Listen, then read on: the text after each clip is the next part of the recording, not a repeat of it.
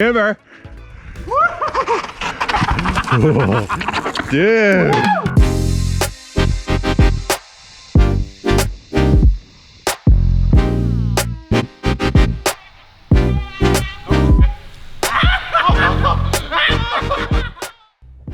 I've had a bloody good time riding the Meta HT exclusively for the last 30 days, and I've learnt some pretty valuable lessons. You might have seen the brand new bike check video we did, or the Alice Lake video where I tried to ride all those double blacks, as well as that time I fell off all the skinnies in the snow.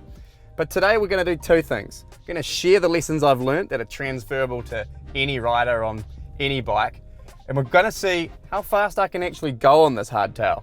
Before we get into the lessons, I want to take you back to day 3 with the brand new hardtail, and I jumped right back on my old trail bike. I wanted to test the hypothesis that my trail bike would be faster down the hill than the hardtail. Now, I know that's not going to win me any Nobel Prizes, but I was interested to know, after 30 days of just riding the hardtail, how much closer could I get to my trail bike time that I was used to? To test this, I did a time run on my old trail bike that had 170mm travel up front, 150 in the back, immediately followed by a lap with the new hardtail. I had 150 up front, 0 in the back. Let's go find out. So on the way back up the hill, just set that benchmark time on the old trail bike. Time to beat, 3:14. Probably a good chance to give you a rundown on the course. So it's an intermediate trail with 3 key sections. First part, really rooty, fast, and tons of line options. So I'm going to be curious to see if I can hold on and get on those lines on this bike. Second part has been recently rebuilt, so a lot smoother and faster. So I think the trail bike and hardtail are going to be pretty comparable. Then the third part is way faster with a bunch of little fist-sized rocks in it. So it's going to come down to how kind of scared I want to get right now. So let's keep grinding on up. Woo! Oh no, already I feel like, oh, that's a huge case. Ow! Definitely scared to get off the brakes because the rear wheel's just bouncing around so much. It's not really doing much braking. Okay, whoa! Feels good. Oh, that's that best right hand corner in Squamish. Now it's ripping the low down where it's a bit rougher again. I'm getting a little bit to arm pump already.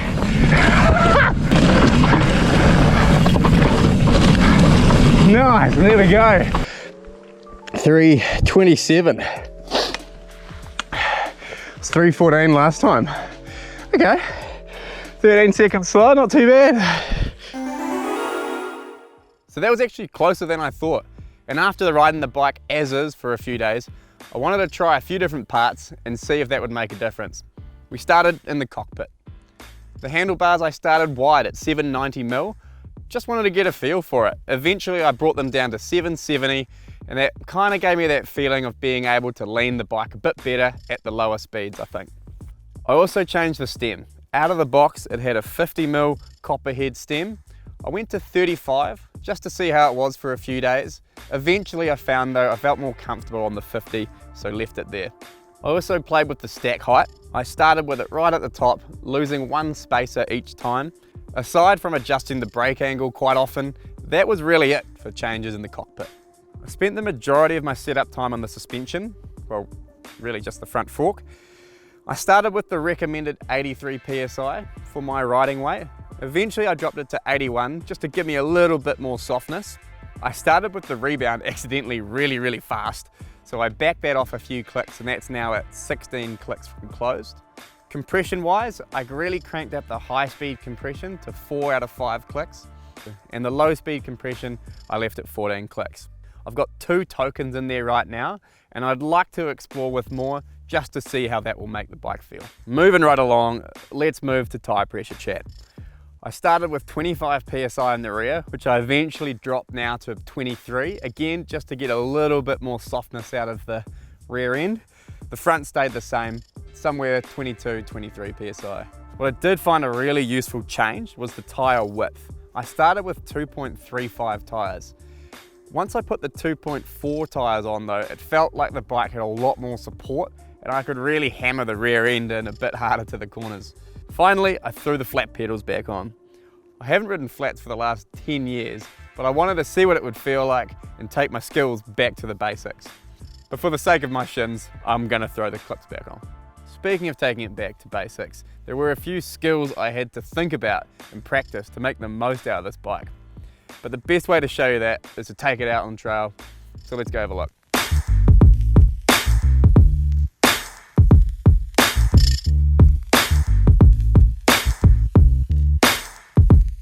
We're a little further down the trail in a perfect spot to talk about braking. This was my #1 stuff up and the biggest thing I learned on the hardtail. As soon as the rear wheel got kicked off the ground, there was no braking. Unlike the full suspension bike, the rear shock allows that rear wheel to track and be able to continually brake. On the hardtail, you don't quite have that luxury. So what I found I had to do is I had to look really far ahead for any braking opportunity. At the start, I blew a ton of corners at the bottom of steep and rough sections. And as I went on, I learned to look ahead and spot the braking opportunities. A really valuable lesson that you sometimes don't have the opportunity to learn on the full suspension.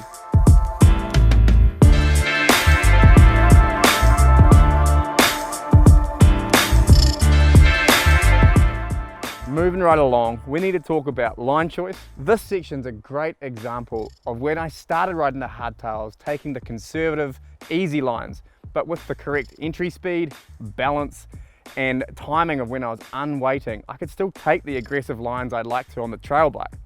It just meant I had to not be lazy because there was no rear shock there as my insurance policy when things went a little bit wrong.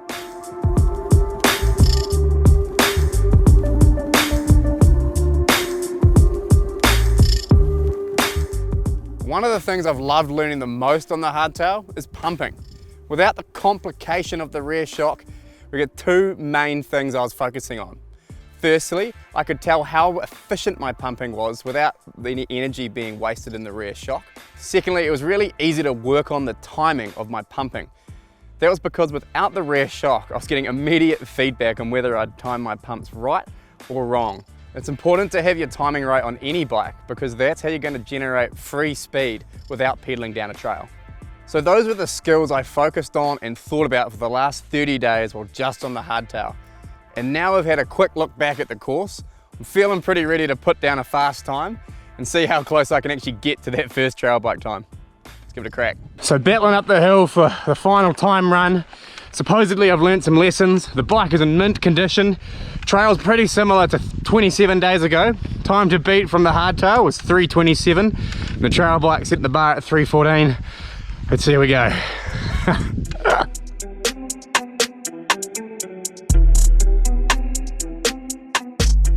Thanks, mate.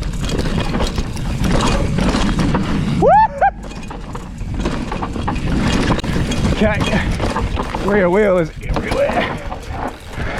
Butt on the ground, here we go. Okay, this is the end of the top tricky section.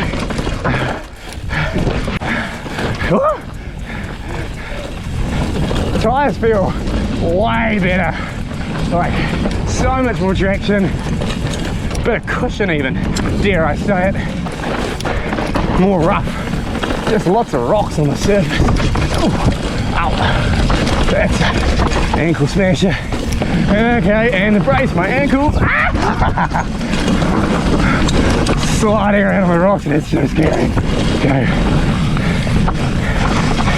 And official time. You little beauty. 3:22. Thanks for coming. So I just made it back to the truck. Official, unofficial time of 3:22 for the final run. The run went really good. The top section I felt really good on. The lines was dialed, the bike was feeling really good. Middle section where it's smooth and flowy, I reckon I was as fast as the trail bike. And then down the bottom section, it's really scary with those fast, high speed, really rocky sections. So definitely lost some time to the trail bike there. But end of the day, happy with how our pretty C+ grade science experiment turned out. If I've learned one thing from this 30 days on this hardtail is that it doesn't matter what bike you're on, you can still have fun, and it's good to take it back to the basics. So like they say, N+1, there's always space for a hardtail in the stable, I'd say. That's it for my science experiment. Thanks for watching. Make sure you subscribe and let me know what I missed. What didn't I try? Cheers.